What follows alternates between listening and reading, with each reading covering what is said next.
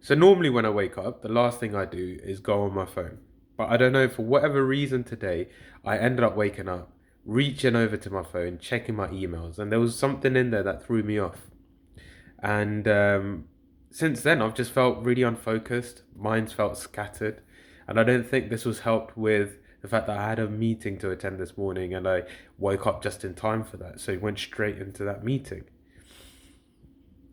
But I guess this experience has reminded me about the importance of protecting your morning. My normal morning routine looks like me waking up, meditating, praying, sitting down with a nice cup of coffee to journal, to connect with my goals and intentions, and tune in with how I'm feeling this morning. See if there's anything that I'm carrying on from the previous days, to see if there's anything that I feel like I would benefit from letting go of, and just really reflecting and tuning into myself. And having that sort of morning routine and knowing that I'm making myself a priority just gives me a different outlook for the day. I feel a lot more positive. I feel a lot more focused. So I guess what I'm trying to say here with what I've experienced today, yes, it's not ideal, but it's ideal in the sense that it's given me that reminder of further reinforcing the importance of protecting that morning for me. And I guess the other sort of bonus reminder for me here is with any changes that we go about making. Yes, we understand things on a theoretical level, like with morning routines. I came to understand the importance of that by reading about other people's experiences.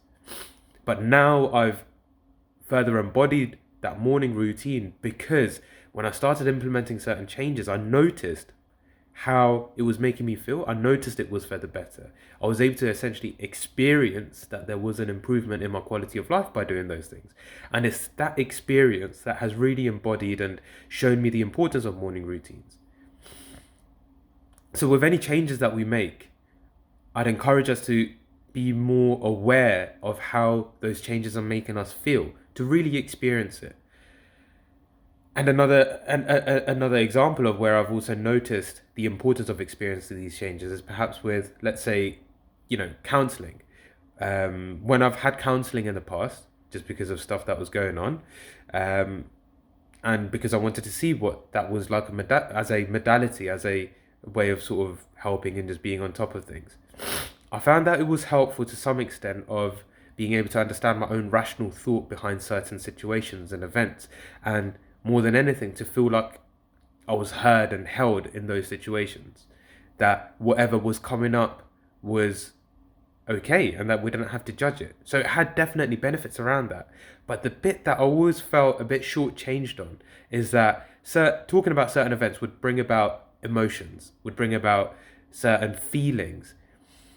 And I felt like I couldn't do anything with those feelings. Yes, I was able to express it, but there wasn't any way of completely letting go of it. It wasn't encouraged to go into those feelings, and we didn't have an opportunity to reframe or to re experience those moments.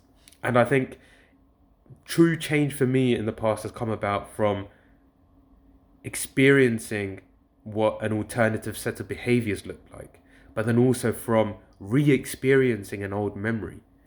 So I know this sounds like a lot essentially here, but the 2 points that I wanted to really remind myself and to share with you is about the importance of protecting your morning. Make that time for yourself. What are some things that you'd enjoy doing?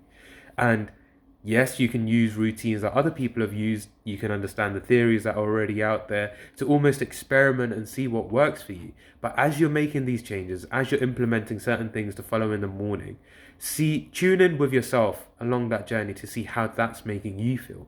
Because different morning routines are going to work for different people. My morning routine might not necessarily work for you, but tune into seeing what makes you feel good. And even with that, like, different morning routines might work for different phases of your life. This is what's working for me now. This might not work for me in the summer, but just be open into continuously tuning in with yourself. And like I said, it's not an ideal start to the morning for me today, but it's okay. The sun is out. This is the sort of view that I have, clear skies, and I'm just looking forward to, I guess, continuing with my morning. Let's try.